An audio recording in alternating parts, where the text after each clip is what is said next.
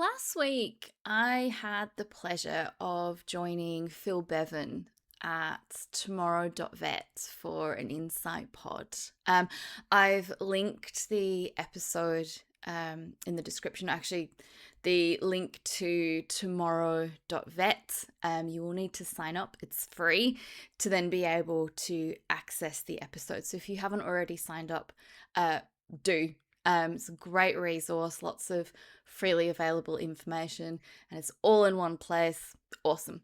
Anyway, in this pod, we covered a range of issues affecting the vet sector, and one of the topics that we touched on was RPL, recognition of prior learning.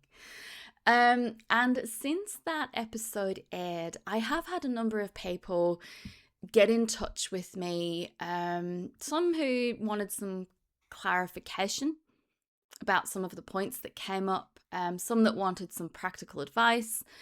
But what most of the conversations have had in common is that they weren't really asking about, forms or templates and things like that.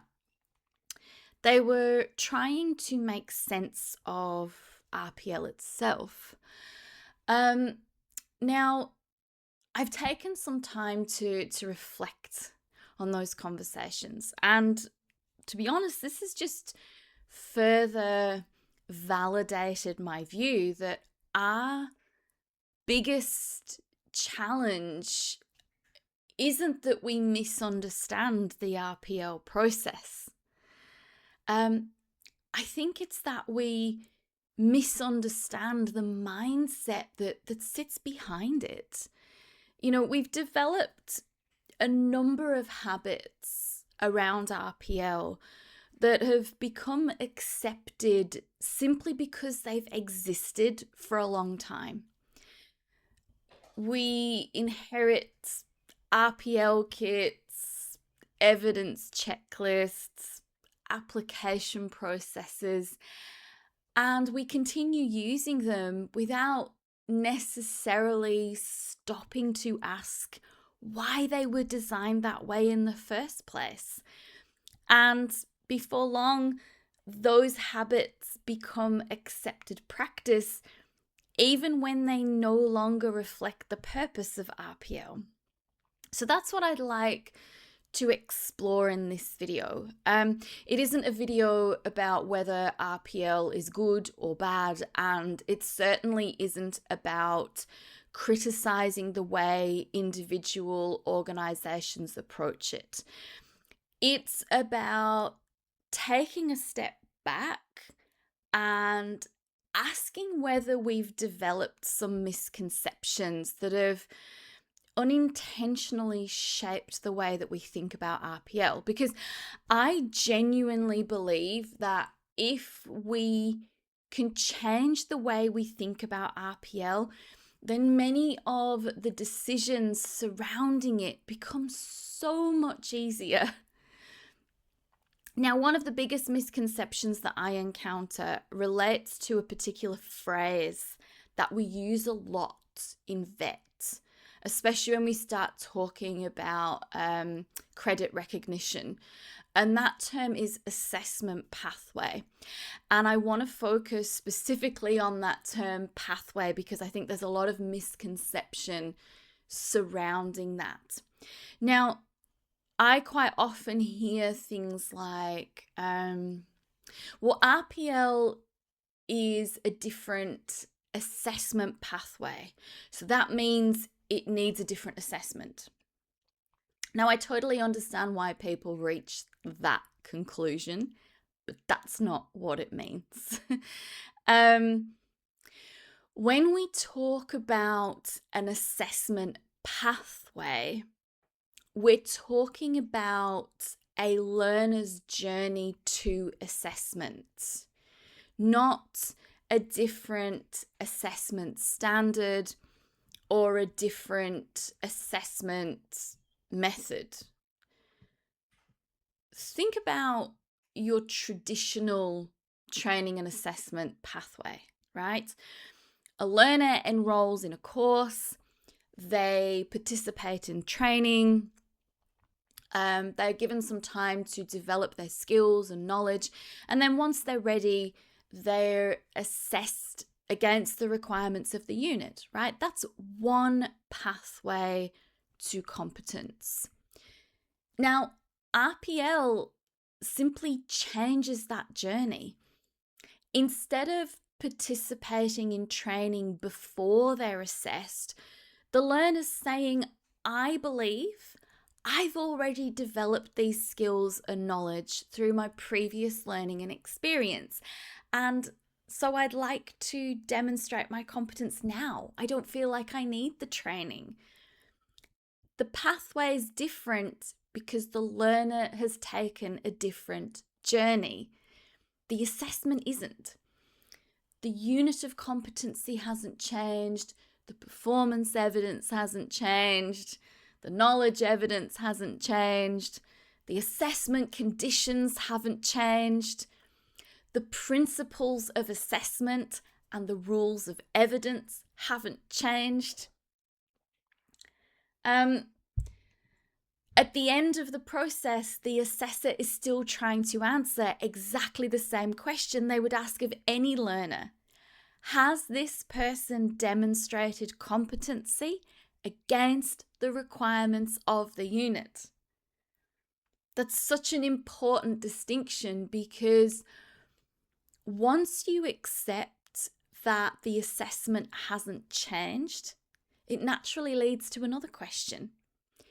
If the assessment decision is the same, why would the evidence you're looking for suddenly become different?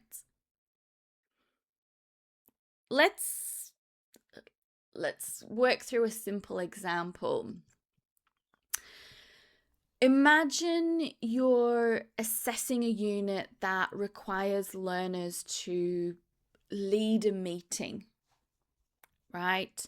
Now, through your normal training and assessment process, normal, traditional, you've determined that the most appropriate way to gather evidence is to observe the learner leading a meeting, right? Now, that might well be a simulated workplace activity, because that's the most appropriate way in a traditional classroom setting that you have to offer for your learners. You've made a professional judgment that direct observation is necessary because it allows you to collect valid, sufficient, authentic, and current evidence. Now, imagine somebody applies for RPL. Why would your evidence requirements suddenly change?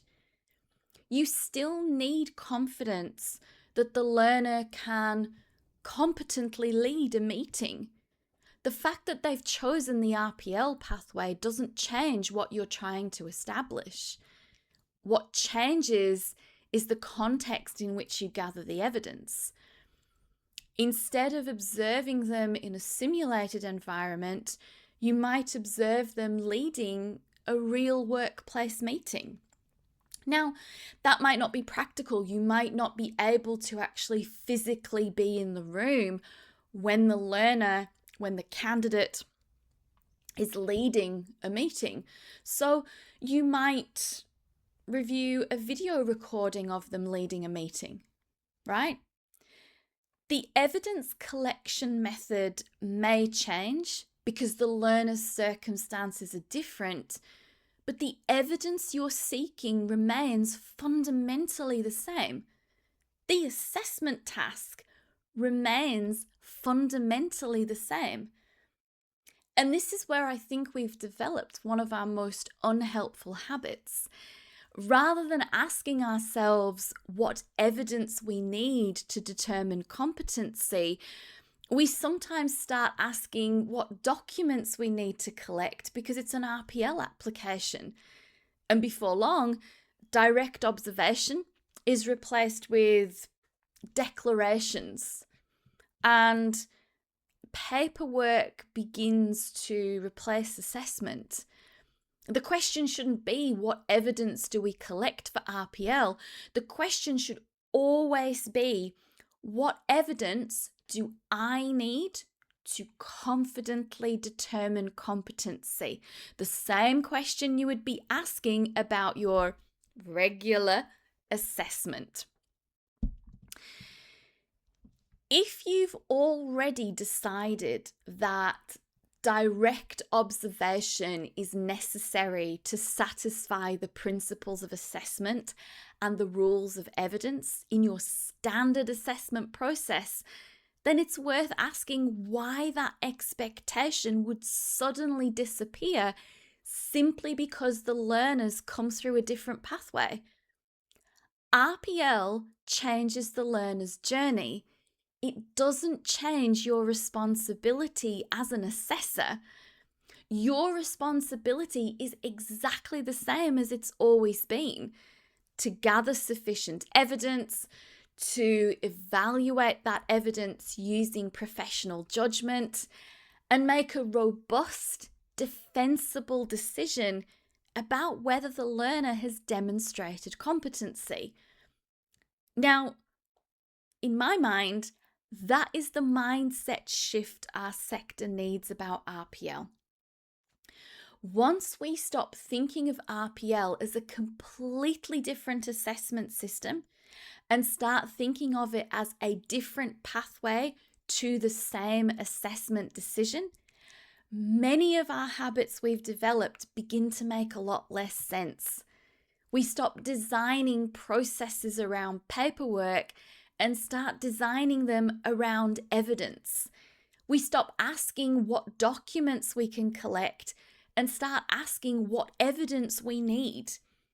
Most importantly, we bring the focus back to where it's always belonged, making valid, fair, and defensible assessment decisions. Now, if this video has challenged the way you think about RPL, then it's done exactly what I hoped it would. These are the principles that have underpinned my own approach to RPL for many years. And I explore these in much greater depth in the Clued In Guide to RPL.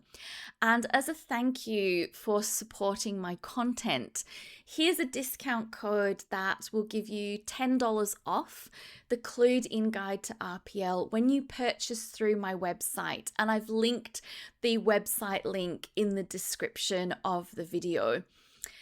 I'd also love to hear your thoughts on this. What's one mindset or misconception about RPL that you think our sector needs to let go of? Let me know in the comments and let's keep the conversation going.